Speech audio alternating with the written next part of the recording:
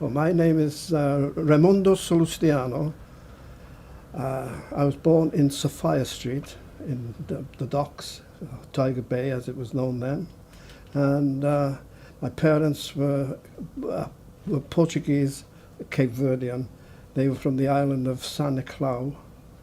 And they were, as I say, they came over, well, they don't say they came over, they were over here from around about the beginning of the 1418 war with my mother, and my father was here in, as the earliest recollection I have of my father being here is in 1902.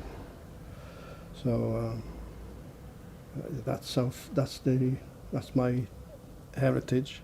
I think the fact is that they over here with Portugal being in the EU and they live in Lisbon, they come over, they come here with the fact that they are allowed to stay, or it's easier for them to stay here if they say that they're from Portugal. I think that is one of the reasons for it. You know, so that's of course with the common market connection. You see, so I think that is the main. I think that is one of the. To be honest with you, I would have liked to have asked that, but at the times I have spoken to them, they don't seem to recognize. I don't say they don't recognize the Cape Verde, but they seem to be more leaning toward Portugal than anywhere else. You know, so which I find very. I find that to be a bit. I think it's wrong in one respect. Because when people ask me, I always refer, I'm Cape Verdean now, same as I was with Portuguese. And I always say I'm Cape Verdean. Well, it started off very well with quite a large membership. Well, and then there was quite a very large community then, you know. But, it started off basically to get the families of Cape Verdean people together, and then it was that this was to help basically to help the people in Cape Verde, you know, because they were a third world nation, and well, they are still very poor over there in some parts of it. They're still very poor, but and they're, you know, doing things you know, making donations over there to help them make their lives a bit easier. But we still do that actually. But as I say, in the circle of Cape Verdean people there now is very, very small. It's limited to about 3 or 4 people. That's because, as I say, in the older generation, the parents have died, and the younger generation, they don't seem to embrace the fact that they're Cape Verdean, but they don't embrace the fact that there are stuff that there are things that they could do and help. But we tried to get it across to them. It's around about 8.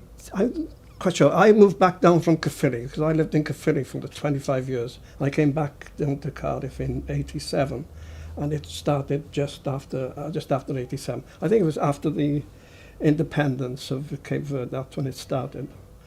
Which, as I say, and your uncle Peter Delgado was the chairman, and his wife Jill. They more or less were the instigators of it, you know. So. Did you say Cape Verde? Yeah, the Cape Verdean Society. Yeah.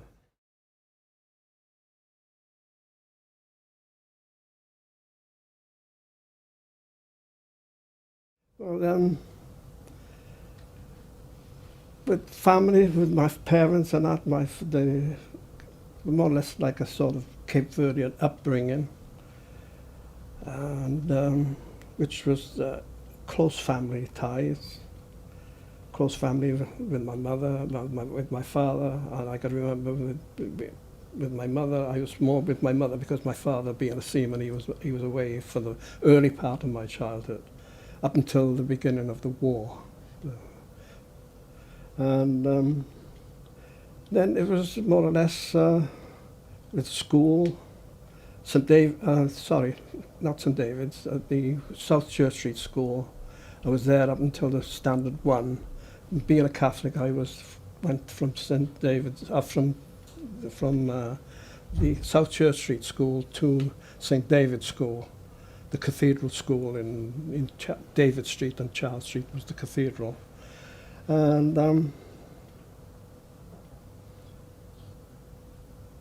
that was basically was it. Then the war came on, and but up until the war, I could remember when the seamen, because there were quite a few Cape Verdean seamen around then.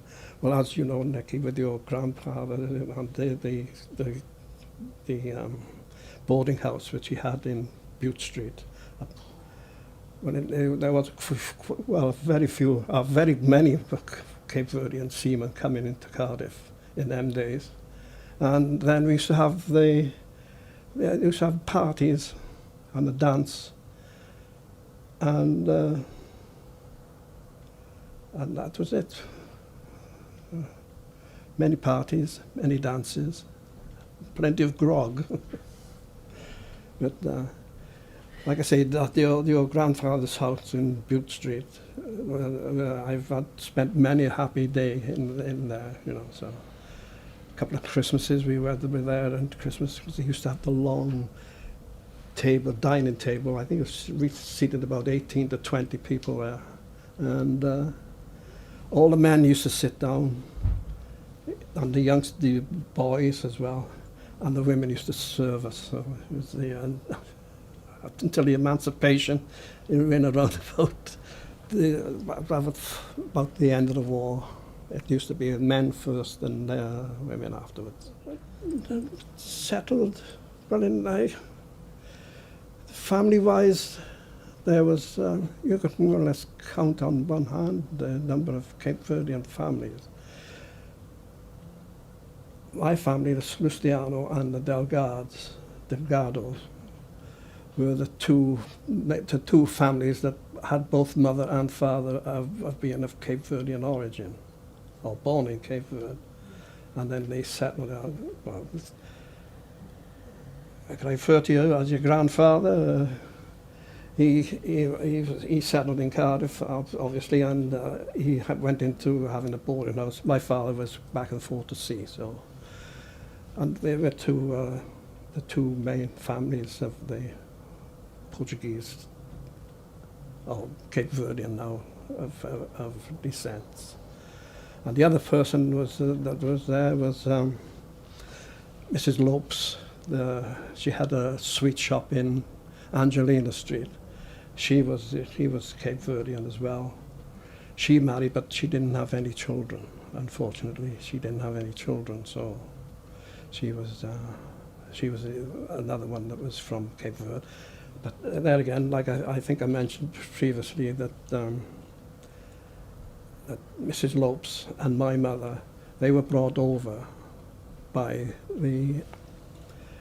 my mother was brought over by the Millers and Corey, the shipping and coal bunkering people which had the coal bunkering in Cape Verde, Mindelo. And Mrs. Lopes was brought over by, I believe it's the Mr. Rice's family. He most likely was he was working for the Millers and Corey. And that's how she came over, and that's how my mother came over. And that was, it must have been in 1918, or it must have been 1918, or just prior to 1918. I think Mrs. Lopes was over here first, because then my mother came. And then she used to come back and forth, because my mother lived in Bristol with the Miller family. And she used to come back and forth to Cardiff to see Mrs. Lopes and stay there or whatever. And that's how I assume that's how she met my father. And then they got married in 1919, but they got married in Bristol. So, but, then, like I say, and the family came along, and that was it, basically. the traditions. Oh well, I can't say traditions. I suppose it's how they were brought up. They more or less brought us the families up the same, So, and as regards cooking and the food wise was mainly Cape Verdean, and as I say, Cape Verdean and English and Welsh all mixed up together now. So it was Cape Verdean, and they used to do the staple diet of Mindelo or Cape Verde was the cachupa, and I used to watch them cutching the corn in the plough, and the two sticks, poles, while they're beating the corn to get the husks off and dry it. And then I can remember I could always see my mother doing that when the corn is ready, it's put out and to dry, and then she used to have the basket in a round basket like that, shallow basket like that, and as I say, she's going to that. I don't know whether you remember that, Nicky. Yeah. But yes, that was another thing. Was the dances that they had? They used to be played by their own musicians, So each guitar, violin, sometimes mandolin, and that was it. Very good. In fact, I have an iPod with some of that music on myself, so I listen to it quite often. So, and the one tune, it is a dance is called the Morna, which is it's sort of a mournful. It is. It's not an upbeat music. It's soulful. They are very soulful people. I started I left school in 1945, and my first job was with the Roth Furnishing Company, and I went and started to be a cabinet maker. I started from helping the wood being sawn on the machines and in the machine shop, and then gradually worked myself up until I was on the bench making furniture. And I stuck that until I went into the army, and I came back out of the army, and I went back to the Roth Furnishing Company, and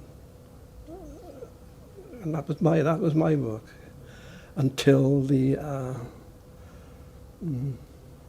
about the 1950, 52, when the cabinet making was was being phased out because of the B&Q and the flat packs of furniture coming in, and that's what killed the cabinet making. And so then I went from cabinet making, I went into building caravans in Fairholme in Colchester Avenue. Still working on the bench making the furniture for the caravans, which was entirely different to cabinet making, And that's the end about that. Until I was doing that, I was still working there when I got married, and which was in 1954 I got married. In the army? Well, I always said to me it was like a holiday. It was like a holiday. Did my training in Oswestry, and then from Oswestry I went to Dover, in Dover Castle, trained in the Royal Artillery, and and they had a coastal regiment, which I was in, and I trained on the guns as such until did the 6 to 8 weeks training, 12 weeks training, and then I went from there. The first 6 months I spent here in England, and the rest of my time in the army was spent in Gibraltar. Going over to Gibraltar, then they asked when we got off the ship, because we went over on troop ship, the Australian it was, a 3-funnel troop ship. and they asked, asked if I wanted to do anything in the clerk. So I put my hand up, and anyway, I went to put my hand up, and then I was in the regimental office then for the rest of my time in Gibraltar, which was 18 months. And which, as I say, I used to reckon it was a holiday because I only worked 9 to 5, you see, so the rest of the time was basically my own. I don't say my own, but if I did a duty, it was only for a couple of hours during the evening. To be honest with you, no. No, I didn't experience any prejudice while I was in the army. The only thing I was told was when I was in Gibraltar, the camp that I was at was on the point, Europa Point, and that camp had the cinema, the army cinema, and first couple of times I went to go into the cinema in civvies, just in civvy clothes. They said, no, you can't. This is for servicemen only. They took me as if I was a resident of Gibraltar. But apart from that was it. I didn't experience any racial tensions or any racial at all. Like I said, I may be one of the lucky ones that have come through life and are not experiencing what other people have experienced. See, so which I find it is a good thing, basically. The sense of community was very strong up until Cardiff Bay Development Corporation came in, and I always said they raped the Tiger Bay. They raped it, and they did as much good as they'd done. They did bad as well. They sort of split the community up altogether. And from there, it's there's not that sense of community that was there up until that time. Well,